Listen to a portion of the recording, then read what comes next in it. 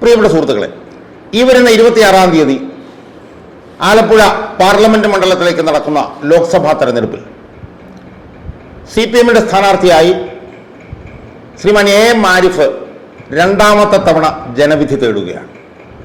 നമുക്കറിയാം, 2019 നടന്ന ലോക്സഭാ തെരഞ്ഞെടുപ്പിൽ CPM-ന് കിട്ടിയ ഏക സീറ്റായിരുന്നു ആലപ്പുഴ പാർലമെന്റ് മണ്ഡലത്തിൽ വെറും 10,000 വോട്ടുകൾക്കാണ് AM ആരിഫ് വിജയിച്ചത്. ആ AM ആരിഫ് ഇത്തവണ രണ്ടാമത്തെ തവണയും ജനവിധി തേടുകയാണ്.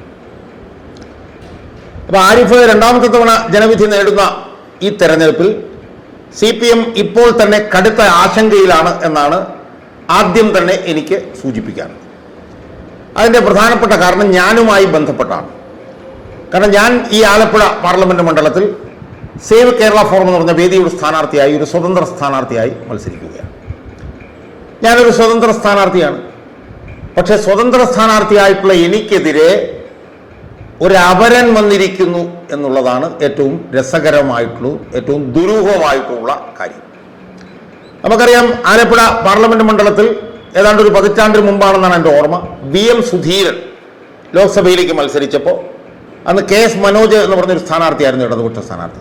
ആ VM സുധീരനെ തോൽപ്പിക്കാൻ ഒരു സുധീരൻ എന്നുള്ള പേരിലൊരു അപരനെ കൊണ്ടുവന്ന് മത്സരിപ്പിക്കുകയും ആ അപരൻ പിടിച്ച വോട്ടിന്റെ അടിസ്ഥാനത്തിൽ VM സുധീരൻ തോക്കുകയും ചെയ്ത ഒരു സംഭവം ആലപ്പുഴ പാർലമെന്റ് മണ്ഡലത്തിൽ ഇതിനു മുമ്പുണ്ടായിരുന്നു. അപ്പോൾ അന്ന് CPM സുധീരനെതിരായിട്ടാണ് ഒരു അപരനെ നിർത്തിയത്. സുധീരൻ UDF-ന്റെ സ്ഥാനാർത്ഥി.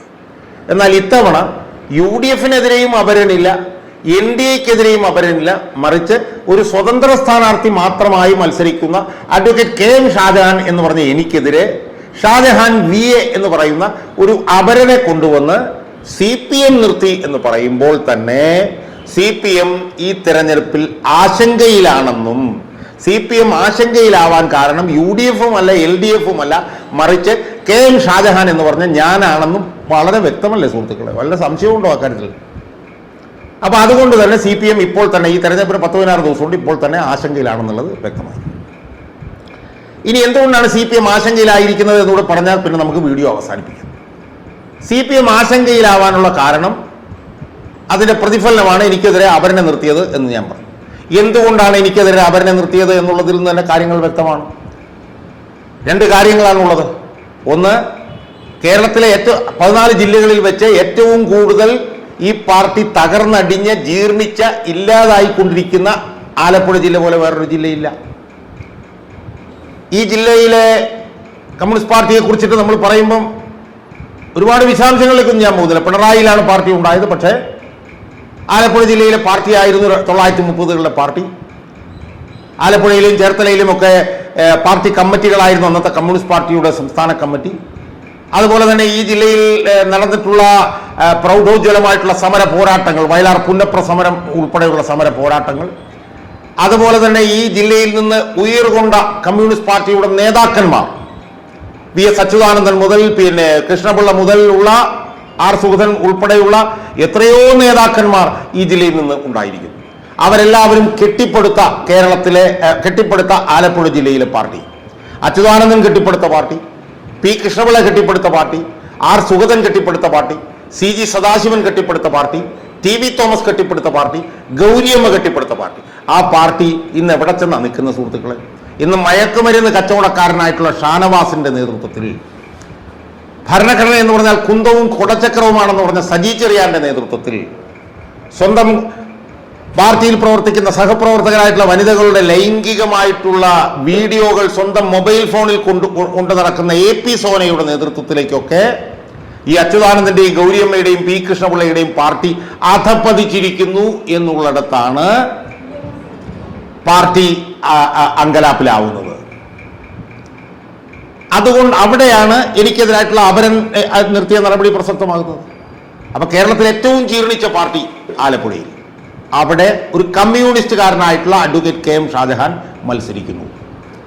രണ്ടാമത്തെ ഒരു കാരണം കൂടെ ഉണ്ട്, ഈ അപരനെ നിർത്തിയിൽ ഒരു കാരണം കൂടെ ഉണ്ട്. എന്താണ്? ആലപ്പുഴ ജില്ലയിൽ നിന്ന് ഉയർകൊണ്ട ഏറ്റവും മഹാനായിട്ടുള്ള, ഇംഗ്ലീഷ് പറഞ്ഞ ലെജൻഡറി ആയിട്ടുള്ള നേതാവാണ് സാക്ഷാൽ VS അച്യുതാനന്ദൻ. 7 പതിറ്റാണ്ട് കാലമായി കേരളത്തിന്റെ രാഷ്ട്രീയ മണ്ഡലങ്ങളിൽ തല ഉയർത്തിപ്പിടിച്ചു നിന്നിരുന്ന VS അച്യുതാനന്ദൻ ഇന്ന് 101-ാമത്തെ വയസ്സിൽ ഇന്നും ഇവിടെ ജീവിച്ചിരിക്കുകയാണ്. ആ VS അച്യുതാനന്ദൻ പ്രതിപക്ഷ പ്രവർത്തനത്തിന്റെ ഭാഗമായി ഏറ്റവും സക്രിയമായി പ്രവർത്തിച്ചിരുന്ന 2001-2006 കാലഘട്ടം അതെങ്ങനെയാണ് സുഹൃത്തുക്കളെ നമുക്ക് മറക്കാൻ കഴിയുക? പൂയംകുട്ടി നമുക്കെങ്ങനെ മറക്കാൻ കഴിയും? നമുക്ക് മതികെട്ടാൻ എങ്ങനെ മറക്കാൻ കഴിയും? നമുക്ക് ജീരകപ്പാറ എങ്ങനെ മറക്കാൻ കഴിയും? ഓൺലൈൻ ലോട്ടറിക്കെതിരെ VS അച്യുതാനന്ദൻ നടത്തിയ സമരം, ഐസ്ക്രീം പാർലർ കേസുമായി ബന്ധപ്പെട്ട് VS അച്യുതാനന്ദൻ നടത്തിയ സമരം, എൻഡോസൾഫാൻ ദുരിതബാധിതർക്ക് വേണ്ടി VS അച്യുതാനന്ദൻ നടത്തിയ സമരം, അന്തർ സംസ്ഥാന നദീജല ചർക്കങ്ങളിൽ സംസ്ഥാനത്തിന്റെ താല്പര്യം സംരക്ഷിക്കാൻ വേണ്ടി VS നടത്തിയ പോരാട്ടങ്ങളൊക്കെ എങ്ങനെ മറക്കാൻ കഴിയും? ആ പോരാട്ടങ്ങളെല്ലാം VS നടത്തിയത് 2001-2006 കാലഘട്ടത്തിൽ VS പ്രതിപക്ഷ നേതാവായി. ആ സമയത്ത് VS ജനവിരുദ്ധ CPM വിരുദ്ധ പാർട്ടി വിരുദ്ധ നിലപാടുകൾ തുടർന്നുകൊണ്ടിരുന്ന പാർട്ടിയുടെ നേതാവായിട്ടുള്ള പിണറായി വിജയനെതിരെ നടത്തിയിട്ടുള്ള സമരങ്ങൾ എങ്ങനെയാ സുഹൃത്തുക്കളെ നമുക്ക് മറക്കാൻ കഴിയും? പിണറായി വിജയൻ പ്രതിയായിട്ടുള്ള ലാവ്ലിൻ കേസുമായി ബന്ധപ്പെട്ട് VS നടത്തിയ പോരാട്ടങ്ങൾ എങ്ങനെയാണ് നമുക്ക് മറക്കാൻ കഴിയും? ആ പോരാട്ടങ്ങളെല്ലാം VS 2001-2006 കാലഘട്ടത്തിൽ നടത്തിയപ്പോൾ ആ പ്രവർത്തനങ്ങൾക്കെല്ലാം VSന്റെ പുറകിൽ നിന്ന് ആ പ്രവർത്തനങ്ങളെല്ലാം സംഘടിപ്പിക്കാൻ ജനങ്ങളോടൊപ്പം നിന്ന് നടത്തിയ VSന്റെ പ്രവർത്തനങ്ങൾക്കെല്ലാം ഒരു ചാലക ശക്തിയായി അദ്ദേഹത്തിന്റെ കൂടെ നിന്ന് പ്രവർത്തിക്കാൻ കഴിഞ്ഞ ഒരു അഡീഷണൽ പ്രൈവറ്റ് സെക്രട്ടറി ആയിരുന്നു ഞാൻ എന്നുള്ളതും ആലപ്പുഴ മണ്ഡലത്തിൽ പ്രസക്തമാണ്.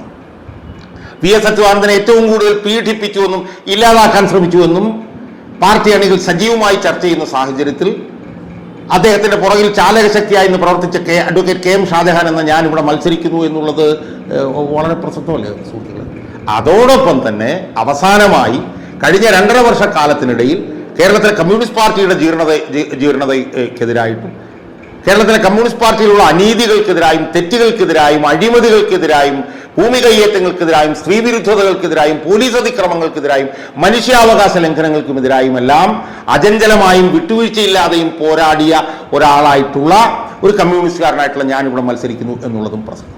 അവസാനമായി എനിക്ക് സൂചിപ്പിക്കാനുള്ളത് ആലപ്പുഴയിലെ കമ്മ്യൂണിസ്റ്റ് നേതാക്കന്മാരിൽ അഗ്രഗണ്യന്മാരിൽ ഒരാളായിട്ടുള്ള VS അച്യുതാനന്ദന്റെ പോലും സമശീർഷൻ എന്ന് നമുക്ക് പറയാൻ കഴിയുന്ന CG സദാശിവൻ എന്ന് പറഞ്ഞ ആ ഉജ്ജ്വലനായിട്ടുള്ള കമ്മ്യൂണിസ്റ്റുകാരന്റെ കൊച്ചനന്തരവനായിട്ടുള്ള ഒരു കമ്മ്യൂണിസ്റ്റുകാരനായിട്ടാണ് ഇവിടെ ഞാൻ മത്സരിക്കുന്നത് എന്നുള്ളതും CPMന് അങ്കലാപ്പുണ്ടാക്കുന്ന ഒരു കാര്യമാണ്.